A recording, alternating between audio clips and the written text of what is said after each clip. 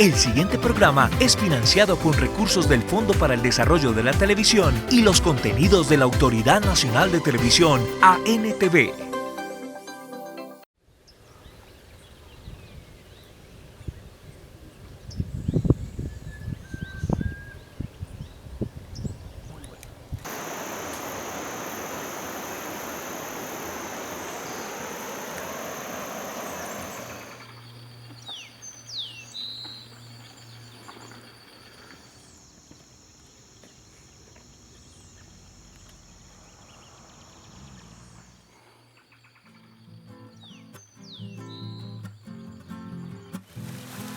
Una de las grandes batallas ideológicas de la actualidad es la conservación de los recursos naturales y la protección al medio ambiente.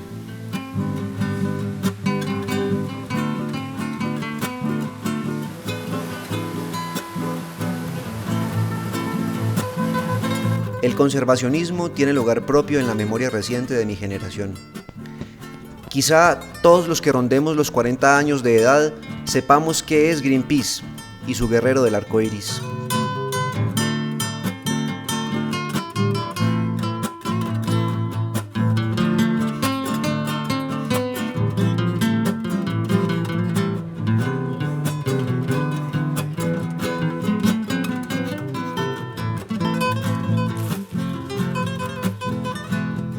En Colombia, el conservacionismo se ha granjeado la devoción en las facultades de Ecología y de Ciencias Ambientales.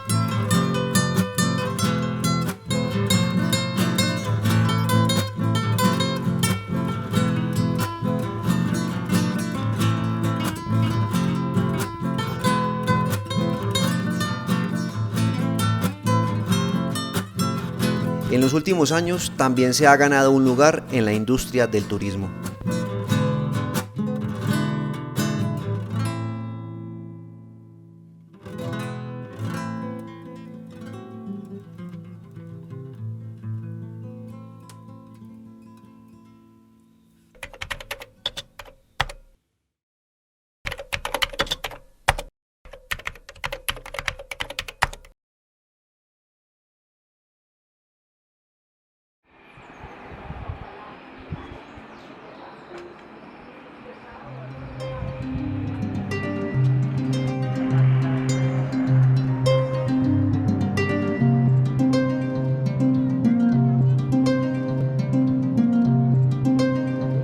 Hace 8 días que salí de Salento, de Pijao y de Finlandia, las ideas que me llevé tenían que ver con lo que en términos técnicos se llama turismo cultural. Sin embargo, tanto en la parte rural de Salento como en la de otros municipios se ha venido practicando turismo de naturaleza. Los impactos medioambientales no han sido deleznables.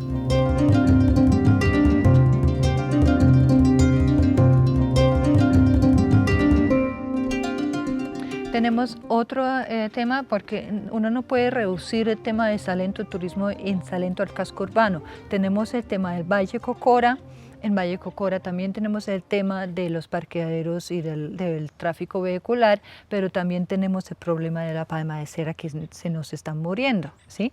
Porque quitaron el ecosistema tradicional del bosque y el proyecto que existía de hacer cercas vivas en torno de las palmas de cera nunca se hizo, de manera que el ganado que tienen ahí come pues las plántulas nuevas y no se va a recrear el paisaje. O sea, en este paso, pues dentro de unos años ya no va a haber valle Cocora con palma de cera, pues, sino un valle que es de pasto para ganado. En los años 70, cuando Colombia se enorgullecía de que su árbol nacional fuera la palma de cera, el Valle del Cocora en Salento empezó a recibir los primeros visitantes. Don Bernardo, ¿más o menos en qué época empieza a darse la transformación del pueblo? Calculo aproximadamente de hace unos 35 años que el pueblo empezó a transformarse social y económicamente por el turismo. ¿Y cuál fue el primer paso? Digamos, si esto era un pueblo agrícola, de campesinos, de gente del campo, ¿cuál fue el primer paso hacia el turismo? Que es un servicio como tan urbano? Pues creo que el turismo fue llegando a Salento precisamente porque aquí se encuentra el árbol nacional que es la palma de cera. Habían muchas variables que hicieron de que el pueblo se desarrollara turísticamente, por los paisajes, por la arquitectura del pueblo y además, pues, como le decía anteriormente, el árbol nacional de Colombia, que es la palma de cera, que crece en el Valle de Cocora, más o menos a una altura de unos 60 metros.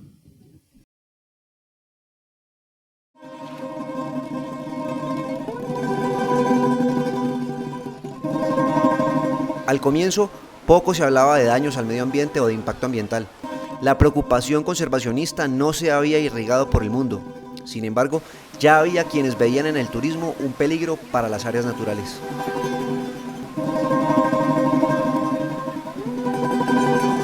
Podemos ver, por ejemplo, el aspecto ecológico más atrayente en el pueblo es el Valle de Cocora. Es un Valle de Cocora que inicialmente los pobladores que teníamos una visión un poquito como hacia el futuro, veíamos que esto se iba a transformar, pero no en beneficio del pueblo, sino en beneficio de algunas personas y en contra del ecosistema. ¿Ustedes le temían a que la carretera hacia el Cocora se pavimentara? ¿Por qué? Nosotros le temíamos a la pavimentación de esta vía debido a que se nos iba a venir un turismo demasiado activo y nos iban a contaminar este ecosistema, nos lo iban a alterar. En estos momentos vemos cómo se está dando, en qué aspectos. Contaminación por basuras. El ruido ha hecho que, por ejemplo, toda la fauna emigre. La misma contaminación de los carros. Tenemos una truchera que está contaminando el río Quindío por su sedimentación. Tenemos unas capacidades de carga de Cocora que no es controlada. Entonces se está dando una alteración del medio ambiente.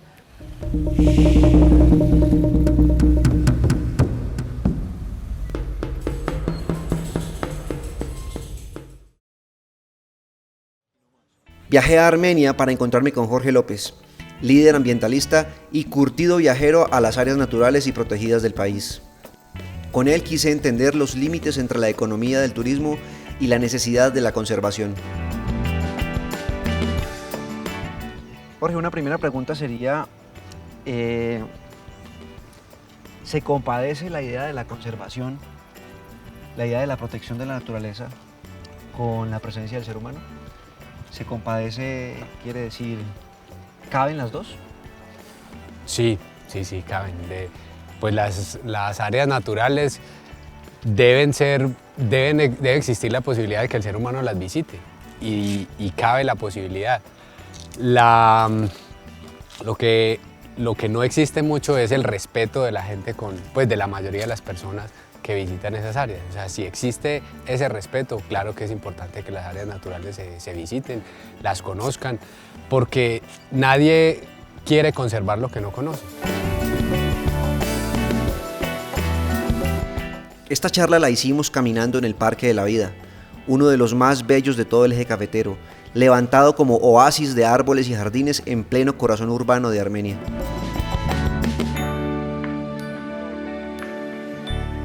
¿Qué tiene que tener el componente social para que el ser humano aprenda ese respeto? Bueno, yo creo que empezar a conocer los sitios es pues para valorarlos, empezar a conocerlos y también pues que existan como una oferta, digamos, o unos sitios que se puedan visitar donde la gente tenga como una posibilidad de alguien que lo acompañe, le cuente por qué es importante ese sitio, qué especies se conservan, a qué poblaciones le está aportando agua ese espacio natural. O sea, cuáles son como los valores de ese sitio que alguien se lo pueda contar, porque pues puede que algunas personas, muchas, tienen la sensibilidad de ir y apreciar eso y y sencillamente, pero también es importante que como que alguien les pueda contar, un buen intérprete ambiental que les diga cuáles son los valores que tiene un determinado sitio que están visitando. O sea, debe haber apertura e instrucción. Sí, sí, sí. Porque lo que vemos es que hay, digamos, turismo en espacios naturales o visitas a espacios naturales, pero realmente eso no le está dejando mucho a la conservación, porque la gente las visita, pero eso no le deja algo para que se siga manteniendo en el tiempo. Entonces, pues yo creo que es importante que haya ese enlace entre pues, una buena interpretación del sitio y la valoración de él. Con respecto a eso que ya mencionaste, la palabra turismo o la categoría turismo, yo tengo la impresión de que no está muy claro a lo que llamamos ecoturismo o turismo ecológico. Tiende a creerse o tiende a confundirse con turismo rural, con agroturismo, tiende a confundirse como todo como si todo fuera lo mismo. Sí, sí. Y el ecoturismo tiene una función específica. Sí. ¿Cuál podría ser? Sí, digamos que esos son diferentes categorías del turismo. El ecoturismo, hasta la misma normatividad colombiana define qué es el ecoturismo. Entonces dice que es una actividad controlada y dirigida que contribuye con acciones de conservación. Desafortunadamente tenemos muy pocas experiencias que sean realmente ecoturismo. Lo que hay es hay turismo en espacios naturales, pero eso digamos que no está contribuyendo a que se mantengan en el tiempo las áreas o que eso tenga unos beneficios para la gente que vive y trabaja por esas áreas. Al involucrar la idea de la conservación, el ecoturismo obliga a una experiencia íntima. El ecoturismo, en diferentes escenarios, digamos, donde se reúnen actores de la conservación, el ecoturismo es identificado como una posibilidad o una alternativa de beneficios económicos para esas personas, y eso está bien, ¿cierto? Si uno vive, trabaja por un área protegida, pues sí, por un área natural, pues tendría la posibilidad de que eso le genere algún beneficio. El control es que muchas áreas pues se visitan, pero no tienen quien las controle. Entonces, pues aquí en el Quindío tenemos un ejemplo, es la subida al Parque Los Nevados. O sea, el Parque Los Nevados es un área natural protegida del Sistema de Parques Nacionales de Colombia que tiene 58.000 hectáreas. Ese parque tiene acceso por el Quindío, por el Tolima, por Risaralda, por Caldas, pero hay vías de acceso a ese parque que nadie controla. O sea, cualquier persona se puede echar un morral al hombro y vámonos para el Parque Los Nevados. Y eso pues está muy bien, obviamente, porque pues uno como ciudadano tiene ese derecho de hacerlo, pero el parque pues debe ser visitado con unas consideraciones, y unas consideraciones es llevar el equipaje que es, por lo menos que exista un registro, que alguien sepa que 3 personas se fueron para el Parque Los Nevados, pero eso no hay un control por el lado del Quindío, hasta donde sé por el lado del Tolima tampoco, entonces eso genera impactos para el parque. O sea, eso es turismo en un escenario natural, pero no es un turismo que le está dejando cosas buenas al parque.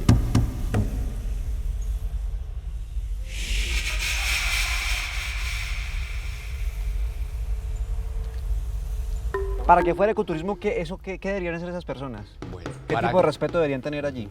Para que fuera ecoturismo, idealmente, pues esto debería estar ligado, por ejemplo, al Parque Los Nevados, que el Parque Los Nevados tenga un control o que haya alguien del parque o vinculado al parque que les pueda contar a la gente que va cuál es la importancia de ese sitio. Es que el Parque Los Nevados abastece de agua buena parte de la región del eje cafetero, y el eje cafetero pues es el centro, pues es una de las regiones, digamos, con mayor densidad poblacional en Colombia. Entonces, del Parque Los Nevados, el río Quindío que abastece Armenia viene del Parque Los Nevados, el río Tun que abastece Pereira viene del Parque Los Nevados, el río Chinchiná que abastece buena parte de Caldas también viene del parque. Entonces, pero eso, digamos que mucha gente va al parque, claro, obviamente se deleita con el paisaje, con los nevados, con el páramo, pero debería traer algo, digamos, algún aprendizaje de ese sitio, además de traerse esos tan buenos recuerdos del parque,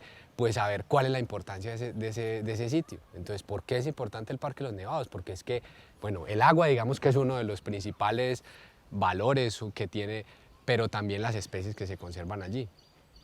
Y eso, bueno, digamos que cómo ligamos eso de turismo con el ecoturismo, que el visitante venga y le pueda contar a los amigos, mira que es que el Parque Los Nevados abastece de agua, tiene especies que son amenazadas o que no están en ninguna otra parte y que se conocen como endémicas, es decir, que no están en ninguna otra parte del mundo, están en ese Una transmisión de conocimiento ya sería un buen paso en el tema del ecoturismo. Exactamente, o sea, que alguien baje del Parque Los Nevados o vaya a su visita al Valle de Cocora y traiga una experiencia, traiga un aprendizaje de ese sitio, un aprendizaje, no, además de disfrutar el paisaje, un aprendizaje. Entonces, también, toda la finalmente, lo que te estoy entendiendo, esto puede ser un poco místico, pero que la ida o que la visita a ese sitio lo haya transformado.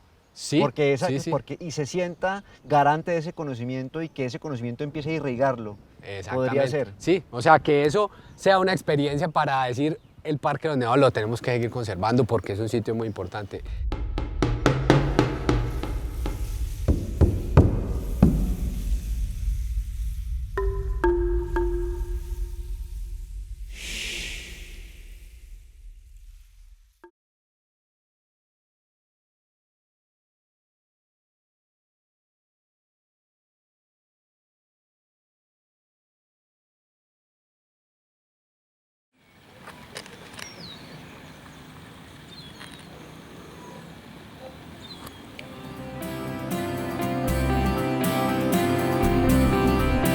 Visité uno de los destinos más bellos y escondidos que hay en Risaralda, Planes de San Rafael, en la parte alta del municipio de Santuario. Para llegar allí hay que recorrer 1 hora y media desde Pereira hasta el casco urbano de Santuario. Luego, la mejor opción es alquilar un Jeep Willys y dejarse carretear otra media hora por una trocha con cafetales infinitos.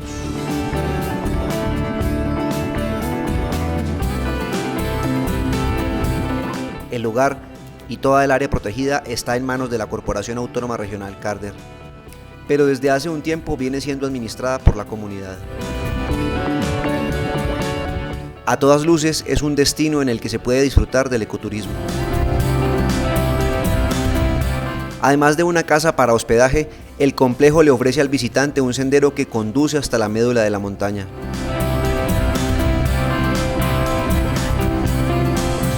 El guardabosque es don Ovidio Ledesma Bermúdez, un campesino raizal que conoce al milímetro toda el área protegida y la parte baja en donde la comunidad tiene sus casas y sus cultivos.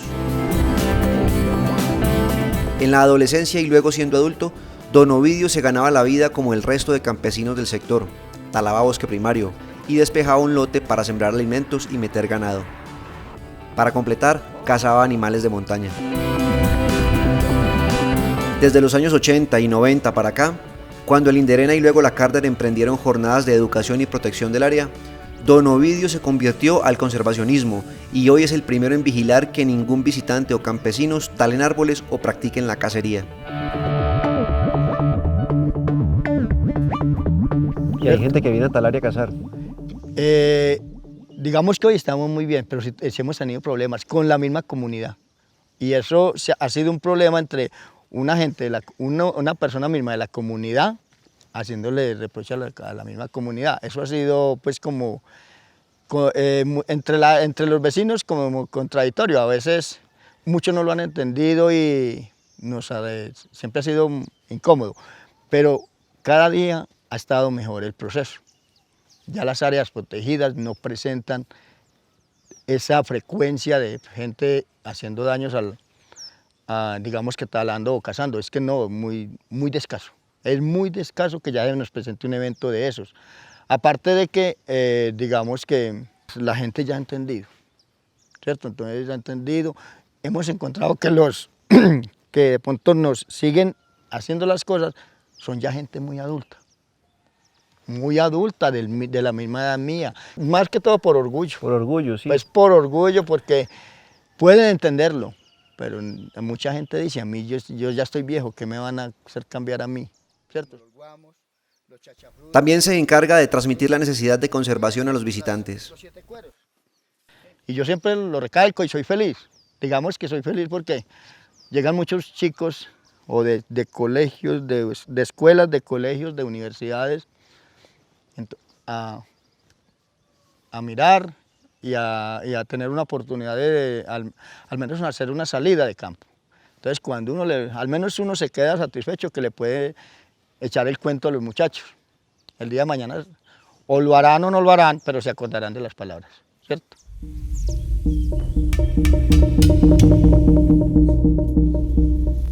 La guía por el sendero es Cristina Jaramillo. Desde niña se interesó por conocer su lugar de origen. Cuando tuvo la oportunidad de estudiar, escogió administración ambiental para aplicar ese conocimiento en el territorio y se capacitó como guía turística para ser ella misma quien recibiera a los visitantes. Cristina, ¿cuánto dura este recorrido?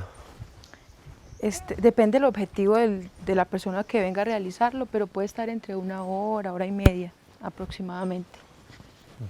¿Y qué tipo de objetivos? O sea, ¿qué tipo de objetivo es el más largo? ¿Qué viene uno a mirar cuando es el más largo? Por ejemplo, cuando son las universidades que vienen a conocer el proceso de restauración, Sí. cómo hicimos para tratar de convertir esto en un bosque, se demora más porque ellos tienen unos objetivos más específicos en términos de información. En cambio, si es una familia, ellos solamente quieren saber cosas más generales, no quieren entrar tanto en detalle. A eso se debe el tiempo que uno se demora en el recorrido. ¿Y está medido en kilómetros? Aún no, todavía no está en kilómetros, pero es por ahí 1.3, 1.5.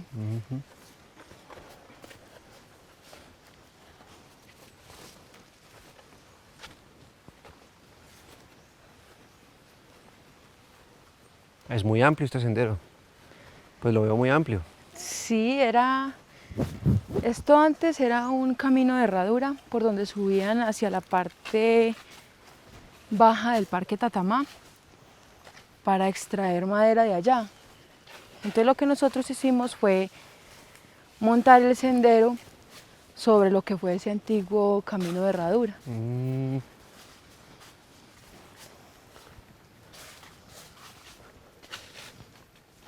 Y la parte más alta de este sendero entonces ya es casi en la cima del parque, ¿o no? Sí, vea, este sendero va aquí a la izquierda, hacia la zona del Parque Tatamá. Acá a la izquierda, Parque Tatamá. Sí, y sector Cascadas. Ajá. Estos son a las Cascadas, 4 kilómetros 800 metros, y al Parque Tatamá ya son pues por ahí 10 o 11 horas, y eso sí no sabemos cuántos kilómetros son.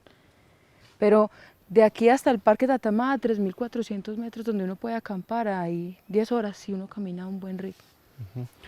¿Aquí a qué altura estamos? 2.100, 2.110. Hay que subir 1.300 metros entonces. Si fuéramos al parque. El parque empieza por acá a 2.500 metros.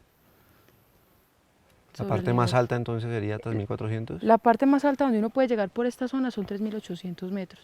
Pero digamos a donde uno llega el primer día para poder dormir cuando hace el recorrido es a 3.400.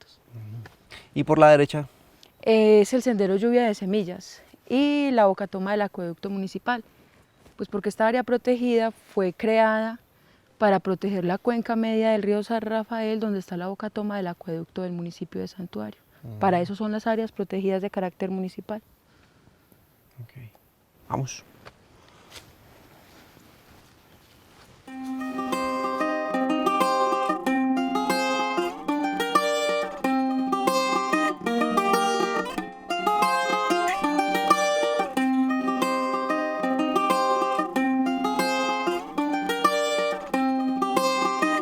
Tomamos la derecha por el sendero de Semillas. La idea era hacer un recorrido corto mientras Cristina me hablaba de la vegetación y de los rastros de los animales. Si al comienzo el sendero era espacioso, luego fue estrechándose, y los árboles más altos formaban un techo que filtraba la luz del sol.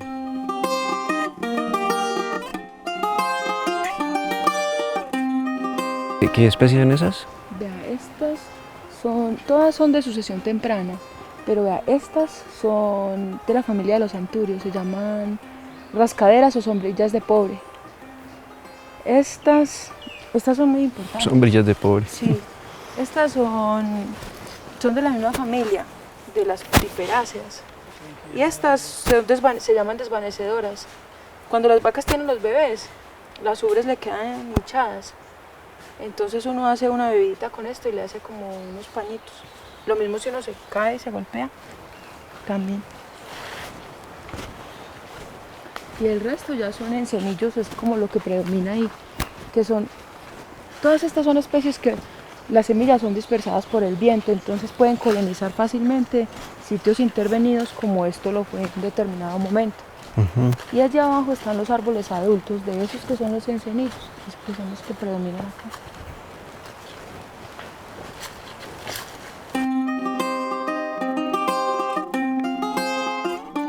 Al ver unos hoyos en el suelo, advirtió la existencia de un animal. Estos comederitos, estos huequitos, Sí. los hacen los cuzumbos, buscando comidita. Los armadillos, en cambio, los hacen más profundos.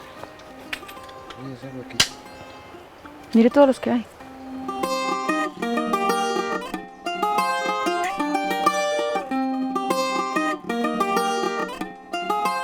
¿Cuál es el acceso más cercano al río?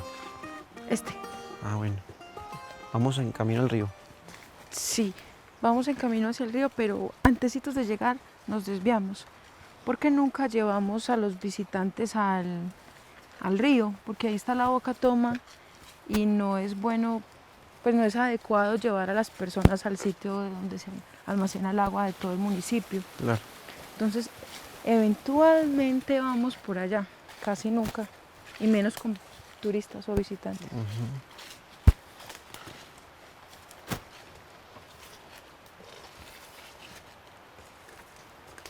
Bueno, ¿y tu hermana también está metida en este cuento? Lo que pasa es que a mi hermanita le dio envidia.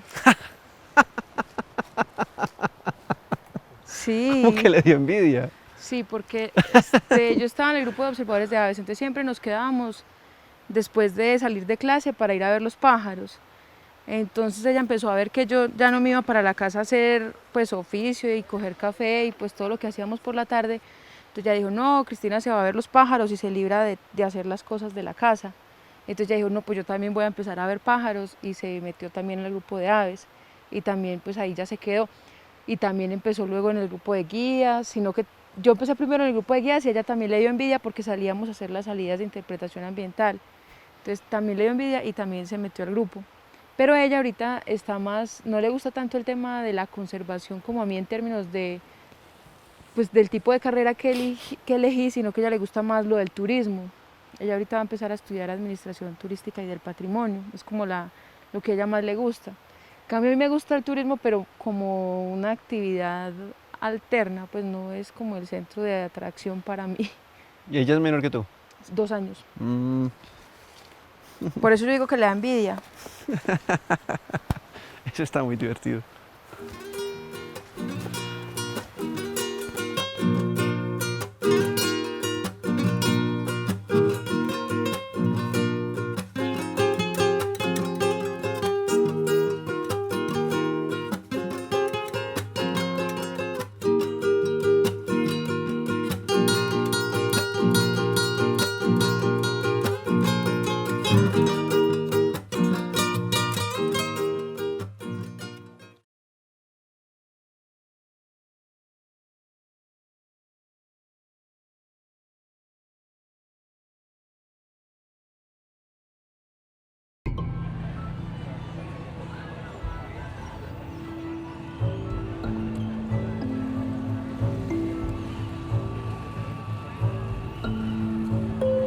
Otro de los vacíos que flotan sobre el turismo que prima en el eje cafetero tiene que ver con la sostenibilidad y el desarrollo comunitario.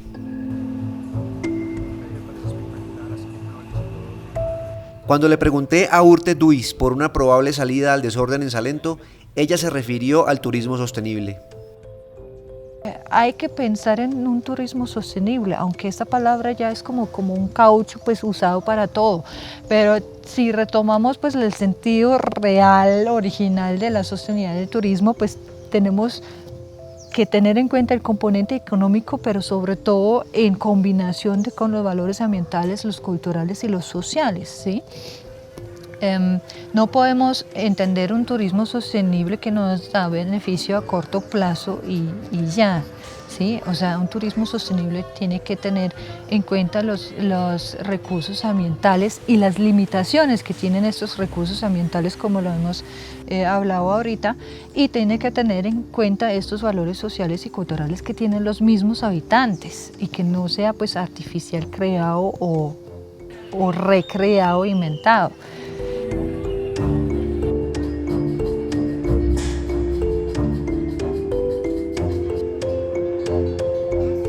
En Colombia existen, por ejemplo, las normas técnicas, ¿sí?, para turismo sostenible, o sea, ya existen unos instrumentos. Pudiera ser interesante mirar en cuánto Salento o cualquier otro destino aplica o no aplica y cuáles son los caminos que hay que encaminar para tener un destino más sostenible, ¿sí?, a largo plazo. Luego, Sandra Gómez, una académica de la Universidad Tecnológica de Pereira, nos explicó sobre la dificultad de cumplir con los requisitos de la norma para determinar qué tal o cual lugar ofrezca un turismo sostenible. El proceso para dar aplicabilidad a los requisitos de las normas en sostenibilidad turística es de difícil implementación debido a que genera unas regulaciones estrictas sobre requisitos socioculturales, económicos, ambientales y legales que determinan el funcionamiento de todo un territorio alrededor de lo que se debe hacer para evitar impactos negativos en las áreas donde se desarrolla el turismo.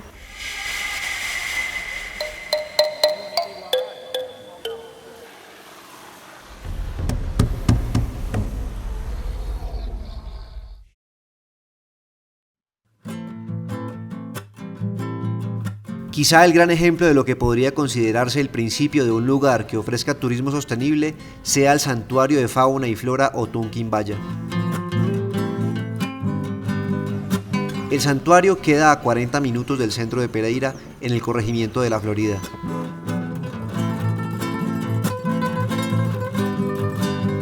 Es un bosque sublime de árboles espigados, sitiados por la cuenca alta del río Otún.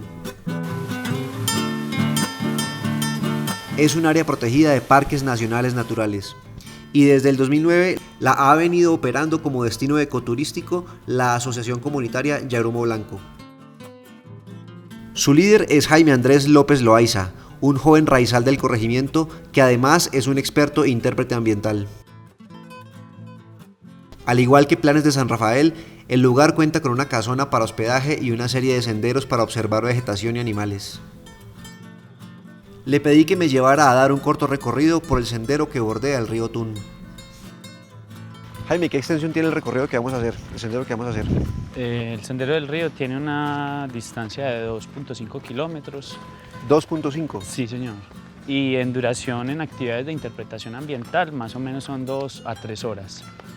Si se hace senderismo, que es solo ir caminando, se puede hacer en 40 minutos, 1 hora. Permiso. Recuerde que el guía siempre va adelante.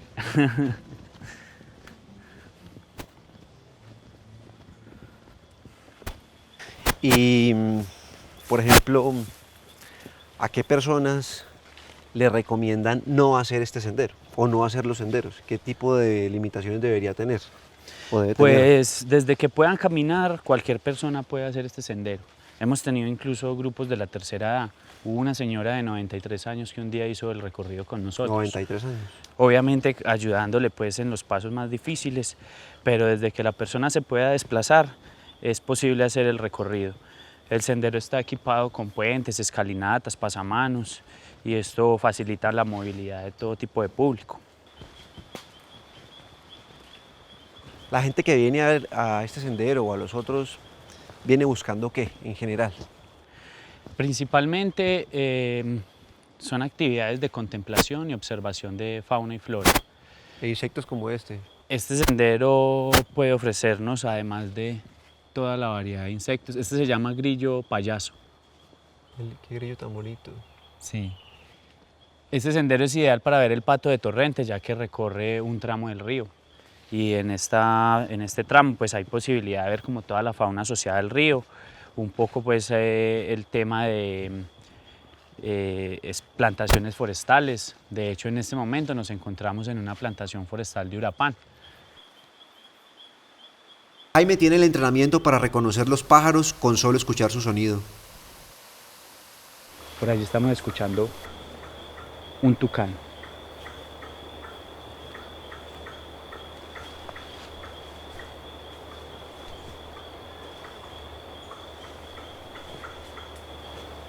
O sea, estos árboles tan largos y altos son urapanes. Sí, señor. ¿Sembrados hace cuánto tiempo? Fueron sembrados en 1950 aproximadamente. Los urapanes son especies introducidas, no son originarias de América, son especies del continente asiático. Sin embargo, en Otunquimbaya pasó un fenómeno muy extraño, y es que la pava caucana, una especie en vía de extinción y endémica de Colombia, lo incluyó dentro de su dieta. En la época de rebrote del cogollo de la hoja, se alimentan de estos tiernos cogollitos. Otras especies como los monos aulladores también lograron incluirlo dentro de su dieta alimenticia. Entonces esto pues digamos que a pesar de que es una especie que no es originaria de nuestro continente, aportó a la recuperación ecológica de estos ecosistemas.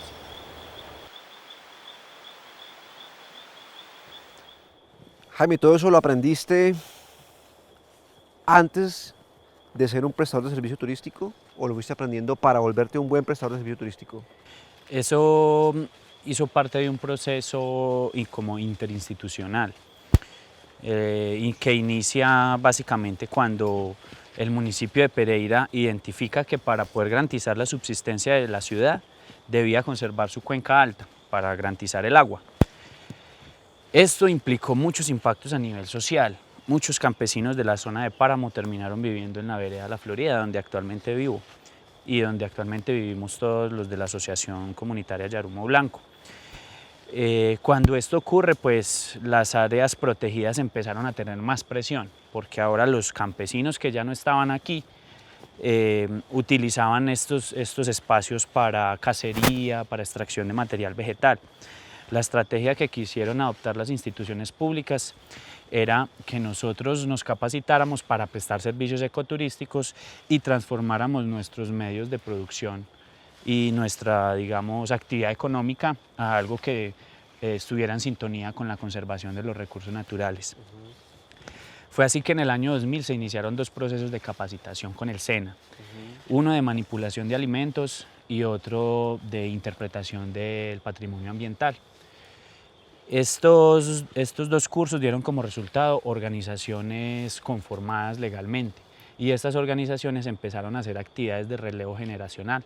Yo vine siendo parte de una tercera generación más o menos del grupo de intérpretes ambientales de la cuenca, y a través de recorridos como el que estamos haciendo hoy fue que empecé a adquirir estos conocimientos.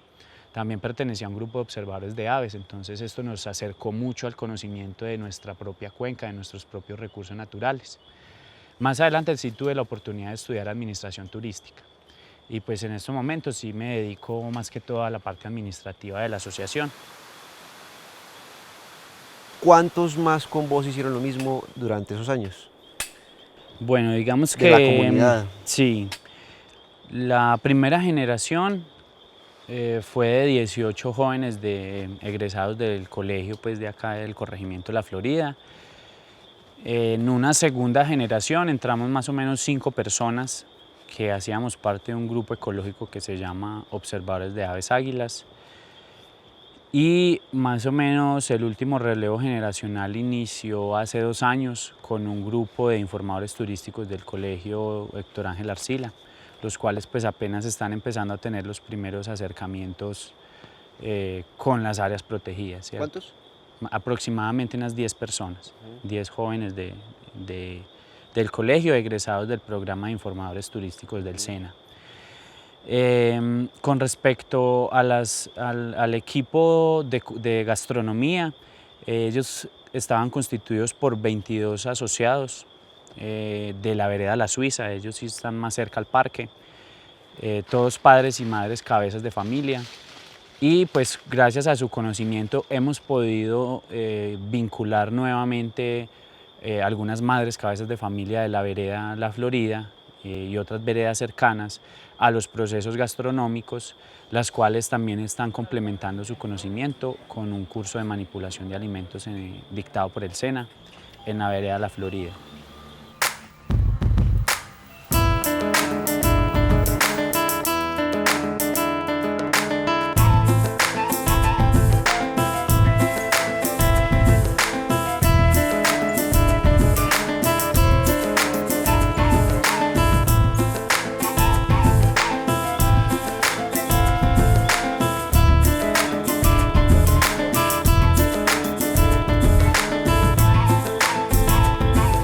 El clima del sendero es templado húmedo y la densidad de las hojas de los árboles protege al caminante del sol e incluso de una lluvia menuda.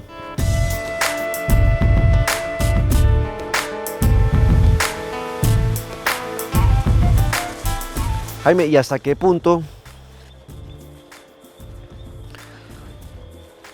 este trabajo como prestadores de servicios turísticos ha venido reemplazando las características de la economía agrícola del campesino? Es decir, hasta qué punto el turismo, el ecoturismo en zonas de alta montaña termina siendo un buen reemplazo para un campesino que se vea ya obligado por la ley a dejar de sembrar papa, por ejemplo, en el páramo, o a dejar de llevar el ganado hasta la parte alta. Sí. Pues yo pienso que todo es viable en la medida en que sea la comunidad local los que administren, o por decirlo de una manera más explícita, los que tengan el sartén por el mango. De lo contrario va a pasar lo que ha ocurrido en todos los destinos turísticos de Colombia, como Cartagena, bueno, qué sé yo. Nuestro ejemplo más cercano es Salento. Si usted va a Salento a hospedarse en un hostal, el hostal muy seguramente es de un extranjero, porque la comunidad no identificó su oportunidad y terminó haciendo lo del campesino que, como la papa no le daba, mejor vendo la finca, ¿cierto? Entonces ahí llegaron los que sí sabían que esto da y generaron un desarrollo económico a partir del ecoturismo, por decirlo así, porque la no presencia de la comunidad desde ya dibuja el concepto de ecoturismo. Y se dedicaron pues ellos como a percibir las utilidades y los beneficios reales del ecoturismo, ¿cierto? Dejando para la comunidad solamente la mano de obra no calificada y los empleos por salarios o por sueldos muy por debajo pues de lo que realmente se puede llegar a percibir en esta actividad.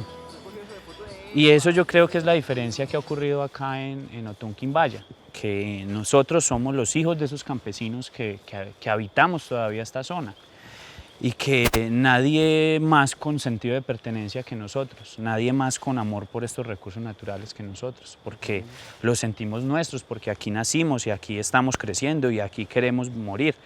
Nosotros tenemos un sueño que siempre pues lo llevamos a boca llena, que es la permanencia en el territorio. La permanencia en el territorio es lo único que nosotros buscamos, porque desde que empezamos a construir el sueño, lo que más queríamos era no tener que irnos a trabajar a Pereira o a Medellín o irnos para Bogotá, porque aquí no habían oportunidades. Entonces poder construir esta oportunidad ha sido para nosotros la respuesta del desarrollo pues, sostenible.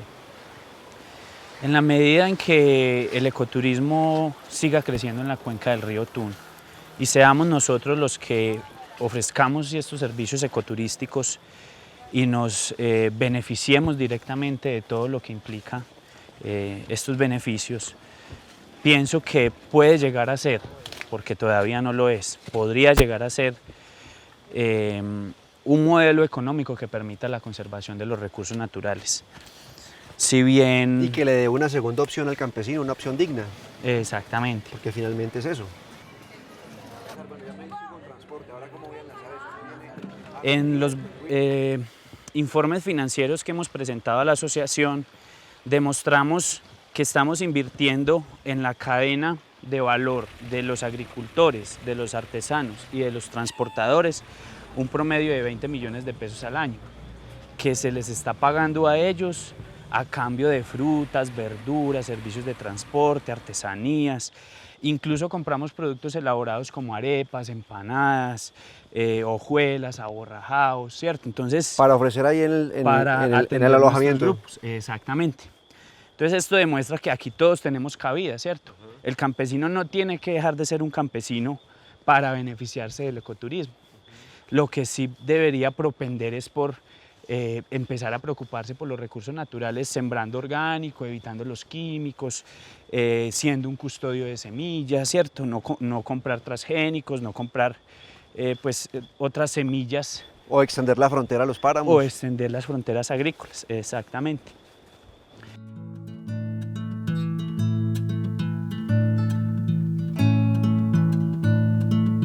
Detuvimos la caminata al llegar al río Tun. Nos sentamos en una piedra que se interna sobre el cauce como un mirador. La sensación de esos minutos fue de una tranquilidad arrobadora.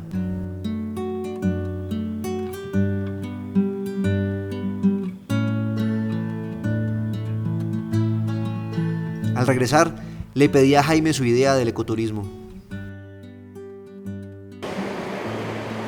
Yo creo, Jaime, que uno podría trazar una línea de continuidad teórica y práctica en torno a si es ecoturismo, debería ser turismo comunitario. Pero si es ecoturismo, debería ser también agroecológico o permacultura y además de eso, conservacionista.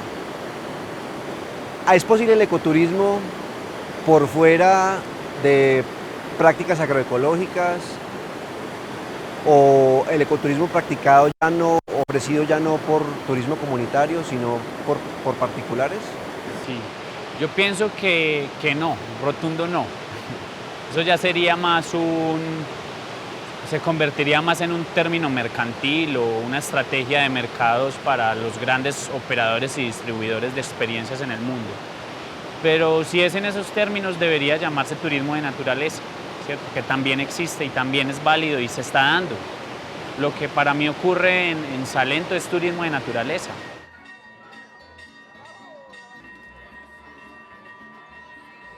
Turismo de naturaleza, entonces. Turismo de naturaleza sería el concepto adecuado para nosotros, siempre que no sea la comunidad local quien esté cobrando por el servicio. Es decir, el ecoturismo finalmente es una categoría política. Sí, podría decirse. Podría decirse que el concepto ya está como muy manoseado, muy manipulado al amaño de los que están vendiendo el ecoturismo como experiencia para los extranjeros, porque a ellos realmente les llama mucho la atención el tema del ecoturismo, ¿sí? Y entienden que el ecoturismo lleva inmerso todo un tema de sensibilización, todo el acompañamiento de un guía intérprete ambiental que les sensibilice sobre la importancia del sitio donde está parado el ecoturista en ese momento, ¿cierto? Llámese páramo, llámese selva subandina, llámese bosque seco tropical, llámese desierto en La Guajira, llámese los llanos orientales, donde esté parado debe recibir una información que lo sensibilice sobre la importancia de los ecosistemas que tenemos nosotros en el país. Y que tenga la certeza de que cada peso que está pagando está aportando al desarrollo de ese territorio donde se encuentra en ese momento, y no que las utilidades van para la cuenta bancaria en el exterior o para la cadena hotelera en Bogotá o para el privado que tiene el dominio de todo el mercado en una región, sino que realmente cada peso que da va a mover un granito de arena para que esa comunidad tenga una mejor calidad de vida.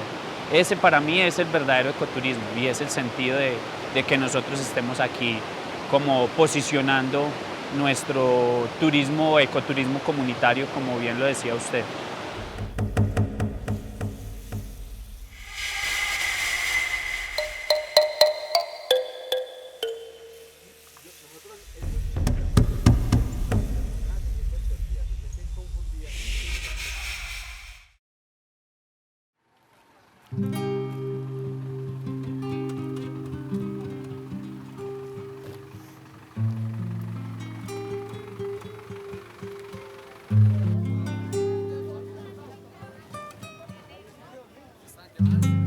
En algún momento nos comimos el cuento del turismo como la panacea del desarrollo, ante la quiebra de la agricultura y las crisis del café.